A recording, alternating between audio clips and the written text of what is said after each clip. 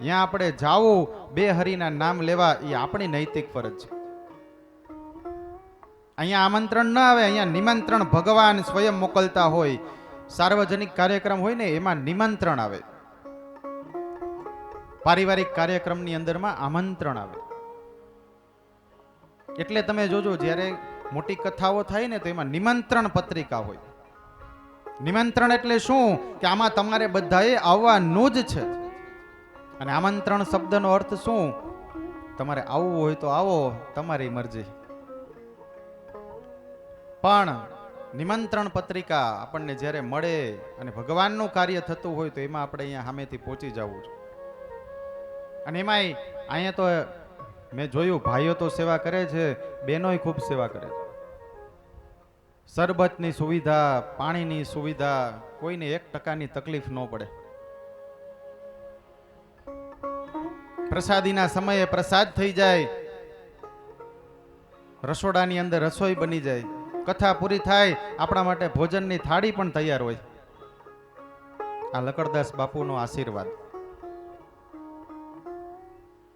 તો આજે શિવજીએ સતીને સમજાવ્યું કે દેવી, આમંત્રણ વગર ન જવાય. પણ ત્યારે સતીએ જીદ લીધી કે ના, હું તો અહીંયા જઈશ. પણ સતીના મનમાં એમ હતું કે મારા પતિ પ્રત્યે શું કામ મારા પિતાશ્રી છે એક ઉભાવ રાખે છે, મારે એની પાસે જઈને કે વાત કરવી છે.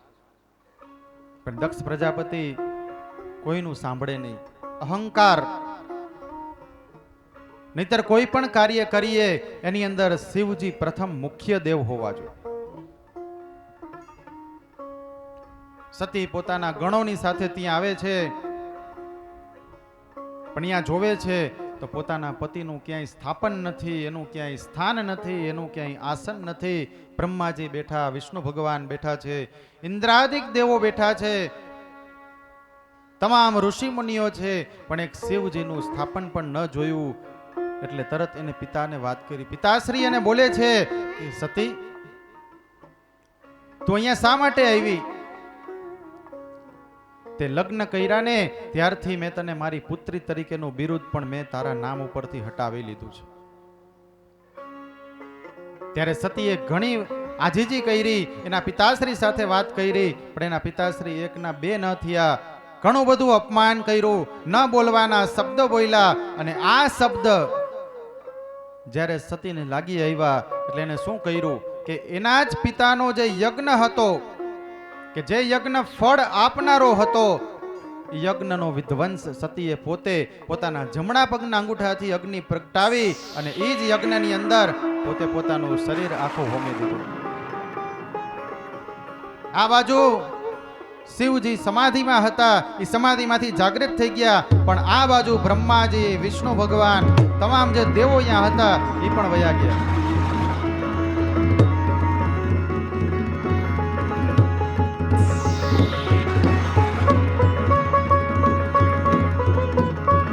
કેમ કે એને ખબર પડી ગઈ કે હવે જો આ સમાધિમાંથી જાગશે ને તો અહીંયા મારું સુદર્શન ચક્રય કામ નહીં લાગે, કોઈ વસ્તુ કામ નહીં લાગે. બધાય દેવો પોતપોતાનું સ્થાન છોડીને ચાલ્યા ગયા. દક્ષે બધી વસ્તુ જે બ્રહ્માજી રોકાવ, વિષ્ણુ ભગવાન રોકાવ, ઇન્દ્રદેવ તમે રોકાવ, કોઈ રોકાય નહીં.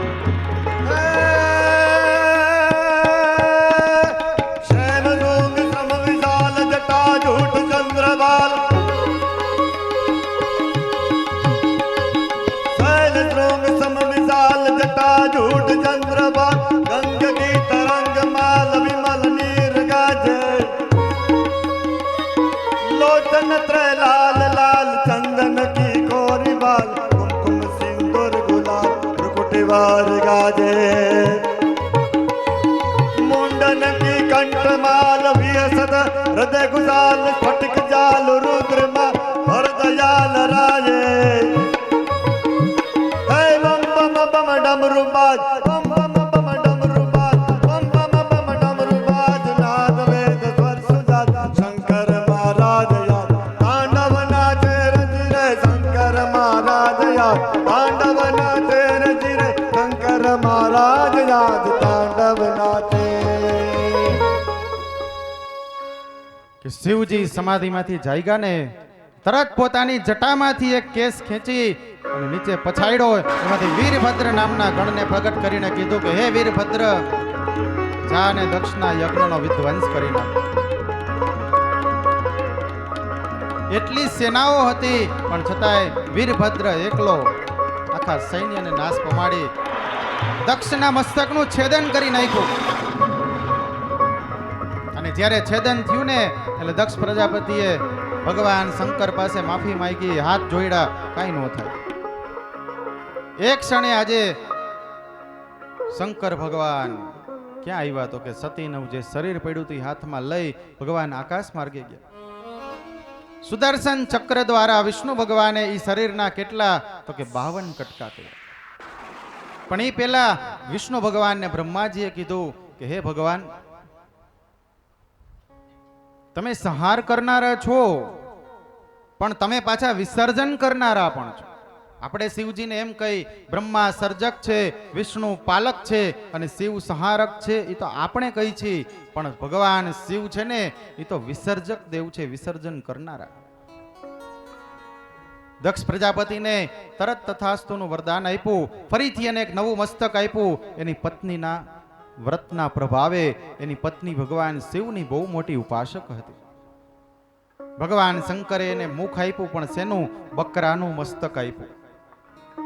અને આ બકરાનું મસ્તક આવતા દક્ષે પેલું કામ કર્યું, 3 વખત શિવજીની તાલી પાડી. ત્યારથી આજે પણ આપણે શિવના મંદિરમાં જાય તો 3 વાર નમઃ પાર્વતી હરયનો નાદ કરી અને 3 વાર આપણે સૌ શિવ મંદિરમાં તાલી પાડીએ છીએ. ત્યારથી આ તાળી પાડવાનું મહત્વ આવ્યું. અને ભગવાન વિષ્ણુએ સતીના શરીરના જે 52 ટુકડાઓ કર્યા, એ 52 ટુકડા જે જે જગ્યાએ પડ્યા એ 52 શક્તિપીઠ બની. અને ભગવાન શિવે એક એક શક્તિપીઠે એક એક પોતાના ભૈરવને ત્યાં મૂક્યો અને એને કીધું કે જે શક્તિપીઠે જાશે એ જો ભૈરવના દર્શન કરશે ને તો જ એને શક્તિપીઠનો આશીર્વાદ મળશે. આજે પણ વૈષ્ણો દેવી જાય ત્યાં પણ ભૈરવ છે. આરાસુરમાં અંબાજી જાય તો ત્યાં પણ એક ભૈરવ છે. ઉજ્જૈનમાં તમે હરસિદ્ધિ માતાએ જાઓ તો ત્યાં પણ એને કાલ ભૈરવ મૂક્યા છે. કાશીમાં જાઓ અન્નપૂર્ણા વિશાલાક્ષી મંદિર, ત્યાં પણ કાલ ભૈરવ છે. કાશીના કોટવાલ જેટલી જગ્યાએ માં ભગવતીની શક્તિપીઠો છે ત્યાં ભગવાને ભૈરવને કીધું તારે અહીંયા રક્ષા કરવાની છે. આમ દક્ષ પ્રજાપતિનું જે કાંઈ અભિમાન હતું, અહંકાર હતો, એનો શિવજીએ નાશ કર્યો. ત્યારબાદ આગળના જ્યારે મૈત્રી ઋષિ અને વિદુરજી બે ચર્ચાઓ કરે છે, એવામાં વિદુરજી પ્રશ્ન પૂછે છે કે મનુ મહારાજની 3 કન્યાઓના વંશનું વર્ણન તો કે મેં સાંભળ્યું, હવે મારે કે મનુ મહારાજના 2 દીકરા હતા ને એનું વર્ણન કે મારે સાંભળવું છે. મનુ મહારાજને કે 2 પુત્રો હતા, પ્રિયવ્રત અને ઉત્તાનપાદ.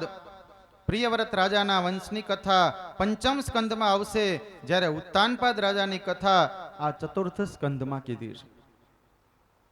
ઉત્તાનપાદની કથા એ જીવ માત્રની કથા છે. ઉત્તાનપાદને 2 રાણીઓ છે, સુરુચિ અને સુનીતિ.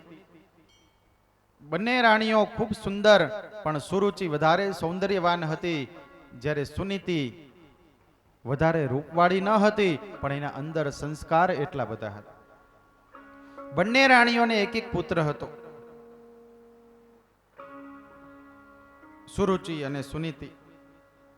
કે જે સુરુચિ છે એના દીકરાનું નામ છે ઉત્તમ અને સુનીતિના દીકરાનું નામ છે ધ્રુવ. આજે ઉત્તાનપાદ રાજાની પાસે તમામ બધી વસ્તુઓ હતી, પણ એક રાણી અપ્રિય હોવાથી, બીજી રાણીના કહેવાથી એ રાણીને આખા મહેલને છોડી બારે ઝૂંપડીમાં રહેવું પડતું હતું. દીકરો નાનો હોય ને ત્યાં સુધી બધી વસ્તુ સમજતો હોય કે આપણે માં કે એમ કરવાનું છે, થોડીક વાર રમવા જાય, બધી વસ્તુ થાય. પણ જેવો દીકરો થોડોક સમજણો થઈ જાય ને એટલે માને એક પ્રશ્ન કરે કે માં મારા પિતાજી કોણ છે? અને ત્યારે માં એને કહે કે તારા પિતાજી છે ને સામે મહેલમાં રહીએ એ તારા પિતાજી છે. તો માં આપણે અહીંયા કેમ નથી રહેતા? એ કે તારા પિતાની આજ્ઞા છે કે આપણે અહીંયા રહેવાનું છે. પિતાની અને માતાની આજ્ઞાનું પાલન કરવું એ દરેક બાળકની ફરજ છે. આજે બાળક રમતો તો એવામાં બધાય બાળકો બોલ્યા કે આ ધ્રુવની સાથે આપણે નથી રમવું. કે શું કામ? તો કે એના પિતા એને નથી બોલાવતા, એનો ભાઈ એને નથી બોલાવતો, તો આપણે એની સાથે નથી રમવું. આ ધ્રુવને એ વાતનું દુઃખ લાગ્યું તો પૂછ્યું કે તમે કીધું ને માં કે સામે મહેલમાં રહીએ એ મારા પિતાજી છે? કે તો કે હા, હું મારા પિતાજીને મળવા જાઉં છું એમ કહી અને બાળક તો કેવું હોય? તો કે ભોળા હૃદયનું હોય, ભાવવાળું હોય. આમ દોડી અને એના મહેલની અંદર દોડીને જાય, પણ કોઈ ધ્રુવને કોઈ દી કાંઈ શબ્દ બોલે નહીં. શું કામ? દાસ દાસીઓ પણ ધ્રુવને રાજાનો પુત્ર હોવાથી એટલું જ માન આપતા. પણ અંદર જઈને જોયું તો રાજા ઉત્તાનપાદ સુવર્ણ સિંહાસનની ઉપર બેઠા હતા, બીજા સિંહાસનમાં રાણી સુરુચિ બેઠા હતા. અને ઉત્તમને રાજાના ગોદમાં જોઈ ધ્રુવને આ દ્રશ્ય ભાવુક થઈ ગયું, આંખમાંથી આંસુ નીકળી ગયા. મનમાં એવો વિચાર કર્યો કે મારે મારા પિતાજીના ખોળામાં કે બેસવું છે.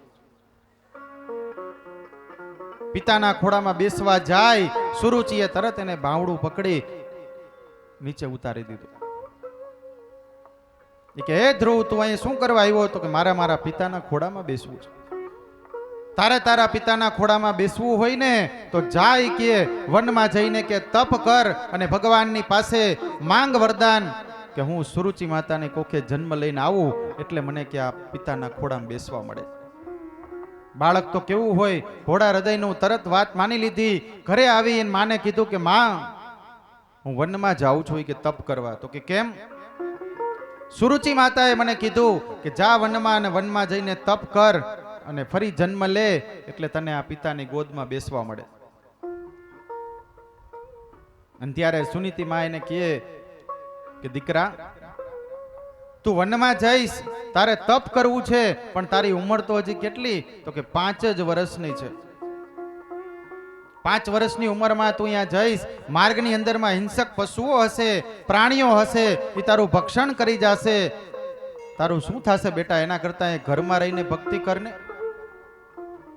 પણ આજે ધ્રુવે એ વાત ન માની અને ધ્રુવને લાગી આવ્યું એટલે એને વિચાર કરી લીધો કે મારે મારા પિતાના ખોળામાં બેસવા માટે વનમાં જઈને તપ કરીશ ને તો ભગવાન મને આશીર્વાદ આપશે, તો હું પિતાના ખોળામાં બેસીશ. અને માર્ગની અંદર જ્યારે જાય છે એને એ પણ ખબર નથી કે તપ કેવી રીતે કરવું, ભગવાનનો કયો મંત્ર બોલીશ તો મને શું લાભ થશે, ભગવાન જલ્દી પ્રસન્ન થશે. અને જ્યારે ચેલો લાયક બને ને ત્યારે ભગવાન સ્વયં આપોઆપ એના ગુરુને એની પાસે મોકલી દે છે. અને આ સમયે ભગવાને કોને કીધું?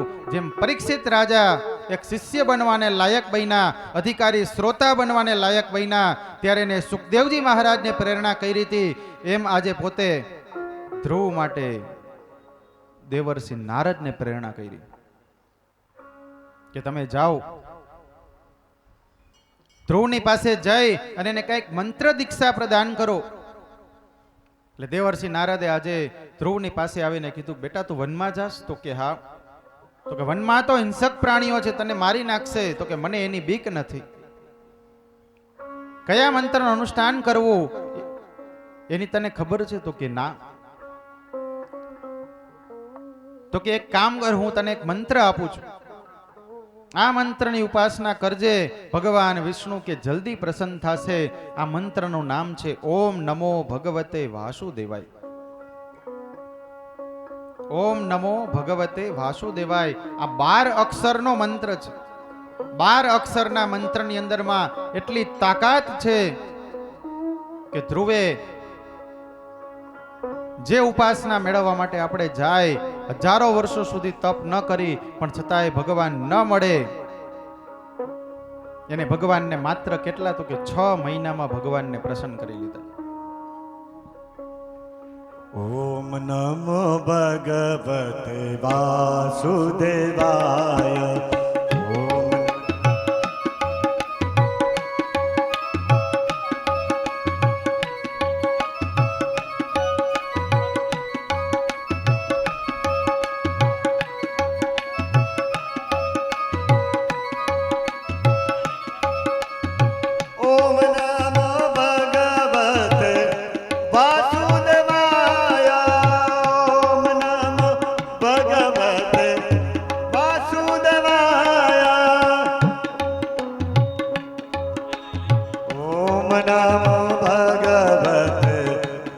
વાસુદેવાય ઓમ નમો ભગવતે વાસુદેવાય ઓમ હરિ બોલ સબ ગાઈએ ઓમ નમો ભગવતે બધાય બે હાથ ઊંચા કરીને હાથે ભેગા ગાઓ. ઓમ નમો ભગવતે વાસુદેવાય ઓમ નમો ભગવતે વાસુદેવાય વાસુદેવાય હરે વાસુદેવાય વાસુદેવાય હરે વાસુદેવાય વાસુદેવાય હરે વાસુદેવાય. આ બાજુ બધા હાથ ઊંચા કરો ભાઈઓ બહેનો બધાય. વાસુદેવાય ઓમ નમો ભગવતે સબ ગાઈએ. વાસુદેવાય ઓમ નમો ભગવતે વાસુદેવાય વાસુદેવાય હરે વાસુદેવાય વાસુદેવાય હરે વાસુદેવાય વાસુદેવાય હરે વાસુદેવાય ઓમ નમો ભગવતે વાસુદેવાય ઓમ નમો ભગવતે વાસુદેવાય ઓમ નમો ભગવતે વાસુદેવાય ઓમ નમો ભગવતે વાસુદેવાય ઓમ નમો ભગવતે વાસુદેવાય વાસુદેવ બોલે ના પિતૃ મોક્ષ થાય છે. દેવ બોલે ના પિતૃ મોક્ષ થાય છે વાસુદેવ બોલે ના પિતૃ તરી જાય છે. વાસુદેવ બોલે ના પિતૃ તર જાય છે ઓમ નમો ભગવતે વાસુદેવાય ઓમ નમો ભગવતે વાસુદેવાય ઓમ નમો ભગવતે વાસુદેવાય ઓમ નમો ભગવતે વાસુદેવાય નમો ભગવતે વાસુદેવાય ઓમ નમો ભગવતે વાસુદેવાય ઓમ નમો ભગવતે વાસુદેવાય વાસુદેવ બોલે પિતૃ મોક્ષે જાય વાસુદેવ બોલે પિતૃ મોક્ષે જાય ઓમ નમો ભગવતે વાસુદેવાય ઓમ નમો ભગવતે વાસુદેવાય ઓમ નમો ભગવતે વાસુદેવાય ઓમ નમો ભગવતે વાસુદેવાય ઓમ નમો ભગવતે વાસુદેવાય. મંત્ર તો એને દીક્ષા આપી પણ એ પણ સમજાવ્યું કે આ મંત્રનું અનુષ્ઠાન કઈ રીતે કરવું. 6 માસની અંદર ધ્રુવે આ મંત્ર દ્વારા ભગવાનની એવી ઉપાસના કરી કે ભગવાન પોતે સ્વયં એની પાસે આવી ગયા. 1 મહિનો એને નામથી તપસ્યા કરી, બીજા મહિનો આવ્યો ત્યારે સંયમ વધાર્યો, ત્રીજા 3 દિવસ નહીં 6 દિવસ નહીં એક આસને બેસીને ભગવાનનું સ્મરણ કરે, ધ્યાન સાથે મહામંત્રનો જપ કરે. ત્રીજો મહિનો આવ્યો ત્યારે સંયમ વળી વધાર્યો. હવે 9 દિવસ એક આસને બેસી ભગવાનનું સ્મરણ કરે. હવે ફળ પણ મૂકી દીધું. ઝાડના પાન ખાય, સંયમ ધીરે ધીરે વધશે તો ભક્તિ વધશે. માનવીને સુખ આપનાર જો કોઈ વસ્તુ હોય તો એ છે સંયમ. જેના જીવનમાં ઇન્દ્રિયોનો સંયમ છે, જેના જીવનમાં ભક્તિનો નિયમ છે, તેને યમરાજા પણ સજા નથી કરતા. એટલે એમ કહેવાય છે કે જ્યારે આપણે શ્રીમદ ભાગવત કથામાં જાય, કોઈ કથા મંડપમાં જાય, ભગવાનની કથા સાંભળવા જાય તો અહીંયા આસને બેઠા બેઠા એક આવી જપમાળા લઈ જાઓ તમારી સાથે. બેઠા બેઠા ભગવાનના નામનું સ્મરણ કરતા કરતા કથાનું સ્મરણ કરો. ભગવાન ખૂબ રાજી થશે. અંતરિક્ષમાંથી તમારો પિતૃ આત્મા પણ રાજી થઈ અને તમને આશીર્વાદ આપશે. ઘણીવાર એવું બને કે આપણા પૂર્વજો હોય ને એને ઘણા સંકલ્પ લીધા હોય કે હું આ ભાગવત કથા કરીશ, હું કથા કરીશ, હું હવન કરીશ, હું યજ્ઞ કરીશ, પણ કદાચ પોતે પોતાના સપનાઓ છે, પોતાની ઈચ્છાઓ છે, એની કંઈક અધૂરી રહી ગઈ હોય તો એ આપણા હાથે ઈચ્છાઓ છે ને એ પરિપૂર્ણ કરાવે એ આપણા પૂર્વજો છે, કે જેને આપણને આ અધિકાર આપ્યો. એની કંઈક ઈચ્છાઓ બાકી હોય ને ત્યારે આપણને અહીંયા બેસવાનો અધિકાર મળે. આપણા ઘરે ઘણી વાર એમ વિચાર કરીને કે આપણે હવન કરી, યજ્ઞ કરી, તો એ આપણે નથી કરતા, કંઈક એનું પણ કર્મ ઘૃણાનું બંધ કંઈક બાકી હોય ને એ આપણને કરવાનો અધિકાર મળે છે. એટલે આજે ધ્રુવજીએ 6 મહિના સુધી આ રીતે ભગવાનની ઉપાસના કરી અને 6 માસની અંદર ભગવાન સ્વયં ચતુર્ભુજ નારાયણ સ્વરૂપે એની પાસે પ્રગટ થયા. બોલીએ શ્રી ચતુર્ભુજ નારાયણ ભગવાન કી જય. ભગવાને આવીને કીધું, બેટા, હે પુત્ર ધ્રુવ, તારી આંખ ખોલ. એટલે આજે ધ્રુવજીએ આંખ ખોલી અને એમ કીધું, માંગ બેટા, તારે શું જોઈ છે? ત્યારે એને એટલું કીધું કે મારે મારા પિતાના ખોળામાં બેસવું છે. એટલું બોલ્યો ને ધ્રુવ, ત્યાં તો ભગવાને પોતે ધ્રુવને આંચકી અને પોતાના ખોળામાં બેસાડી. આ ભગવાનનો પ્રેમ છે. ભગવાન ધારે એને બધી વસ્તુ આપી શકે છે. મેં નો કીધું સવારે કે સકલ પદાર્થ હે જગ માહી, ભાગ્ય વિના નર પાવત નહીં. ભાગ્યનો ઉદય થાય ને એટલે આપોઆપ બધી વસ્તુ મળી જાય. બાકી આપણે એમ વિચાર કરી મારે આ જોઈ છે, મારે આ જોઈ છે, પણ જ્યાં સુધી ભાગ્યનો ઉદય નથી થયો ત્યાં સુધી આપણને કોઈ વસ્તુ મળે ને તો પણ એ વ્યર્થ છે.